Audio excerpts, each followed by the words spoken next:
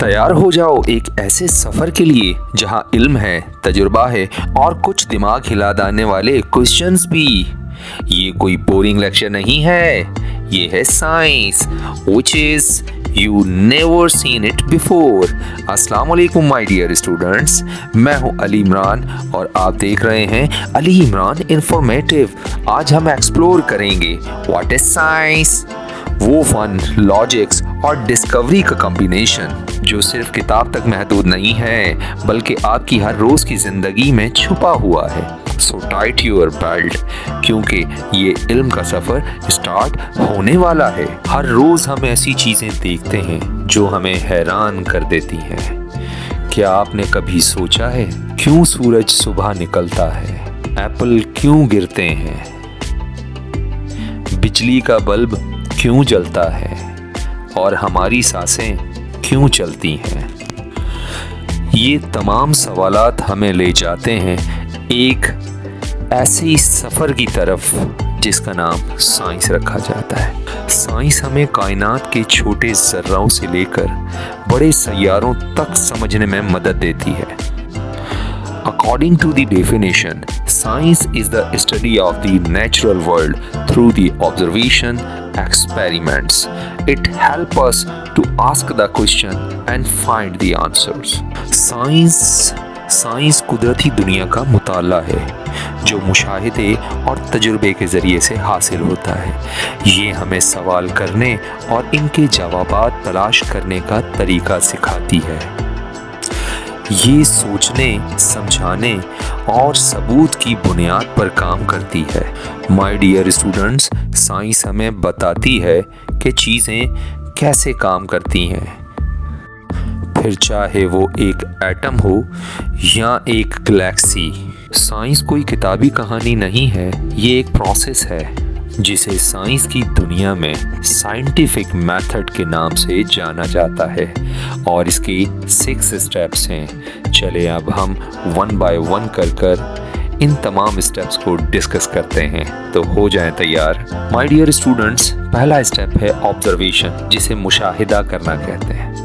हर scientific कहानी शुरू होती ही एक सिंपल वर्ड से है कि किसी चीज़ को देखना और देखकर उसके बारे में अपनी राय कायम करना, इसी को मुशाहिदा कहा जाता है। ऑब्जर्वेशन का मतलब ही आसपास की दुनिया को ध्यान से देखना है। आप देखते हैं कि एक पौधा रोशनी में तेज़ी से उगता है। ये नोटिस करते हैं कि ठंडा पानी ज़्यादा जल्दी से बर्फ़ बन जाता है। ऑब्जर्वेशन फैक्ट पर बेस होती है बिना किसी और जजमेंट के। ऑब्जर्वेशन में आप अपनी सेंस या साइंटिफिक टूल, जिसे हम लोग माइक्रोस्कोप, थर्मोमीटर एक्सेट्रा वगैरह कहते हैं, उनका इस्तेमाल करते हैं। अच्छा ऑब्जर्वर साइंटिस्ट बनने की पहली पहचान होती है और क्यूरियोसिटी का बीज ऑब्जर्वेशन से ही उगता है। हर ग्रेट डिस्कवरी के पीछे पहला स्पार्क जो होता है ना, वो ऑब्जर्वेशन ही होता है। So open your eyes, science is happening all around us my dear. Number 2 पर बारी आती है हाइपोथेसिस। हाइपोथेसिस बेसिकली एक लॉजिकल गैस है, एक पढ़े लिखे लोगों का तुक्का। जब आपने कुछ ऑब्जर्व किया तो अगला स्टेप है आपका गैस लगाना। हाइपोथेसिस एक एजुकेटेड गैस होता है based on the logics and knowledge. जैसे अगर पौधे को लाइट मिले तो वो ज़्यादा ग्रो करेगा।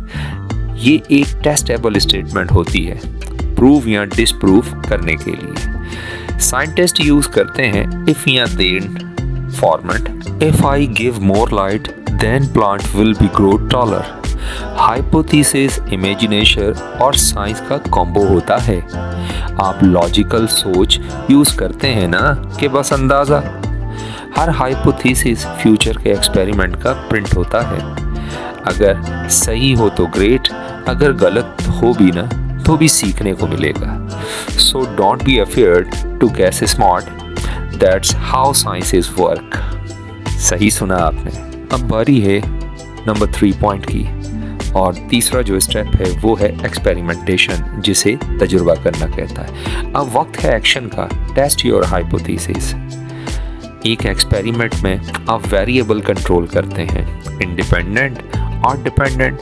इंडिपेंडेंट वो जो आप चेंज कर सकते हैं, डिपेंडेंट वो जो रिजल्ट होता है। जैसे एक पौधा लाइट में, दूसरा डार्क में, ज़रा कंपेयर करें। आप सब कुछ केयरफुली मेजर करते हैं, टाइम, साइज, टेम्परेचर। एक्सपेरिमेंट को रिपीट करना ज़रूरी होता है। कंट्रोल ग्रुप यूज़ होता है फॉर फेयर कंपैरिजन के लिए। सेफ्टी इज़ ए की।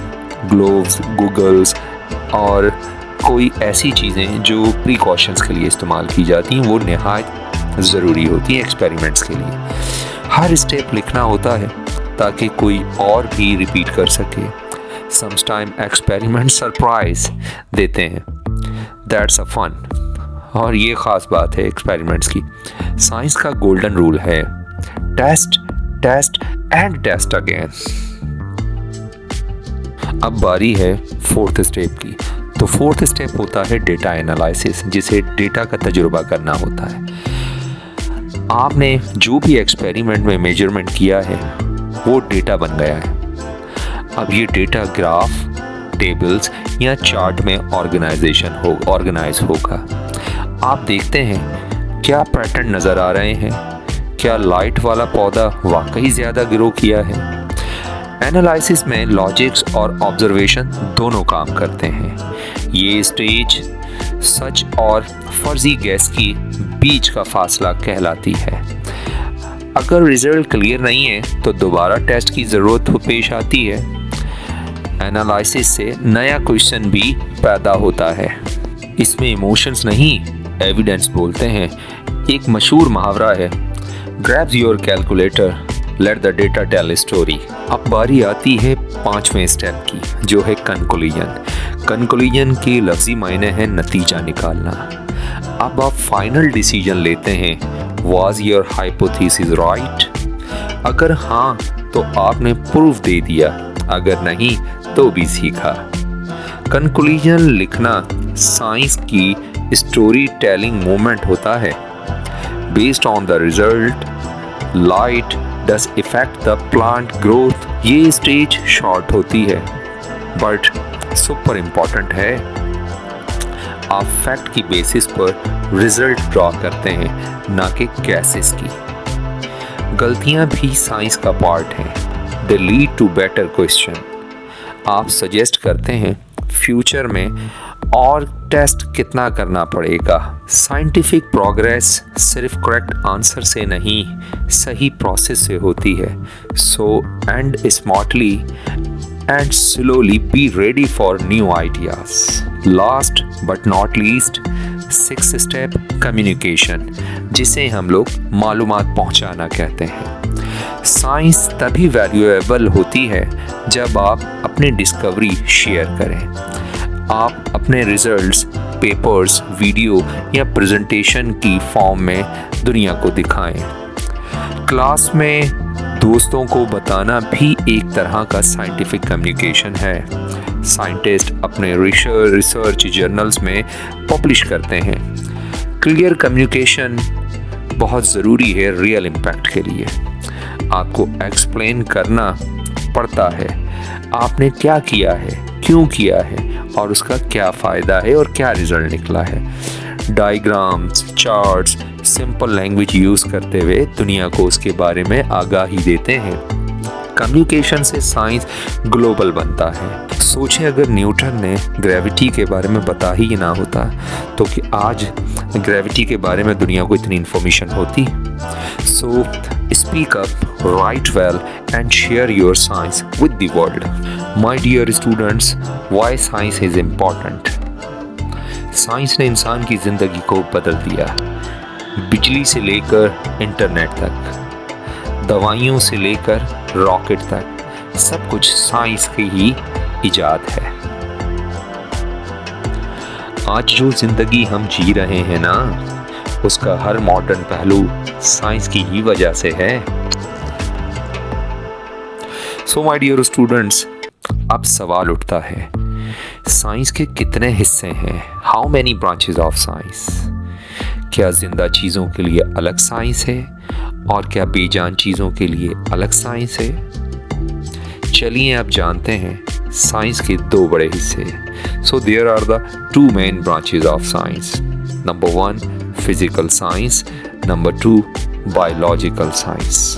अगले हिस्से में हम डिटेल में देखेंगे फिजिकल साइंस क्या है और बायोलॉजिकल साइंस किसे कहते हैं। तो माय डियर स्टूडेंट्स, उम्मीद करता हूँ आज का लेक्चर आपके लिए बहुत फ्रूटफुल साबित हुआ होगा। इसी तरह हमारे आने वाले तमाम लेक्चर्स को मुसलसल देखते रहें और अपनी साइंटिफिक नॉलेज को बढ़ाते रहें। दुआ में याद रखिएगा। अल्लाह हाफिज़।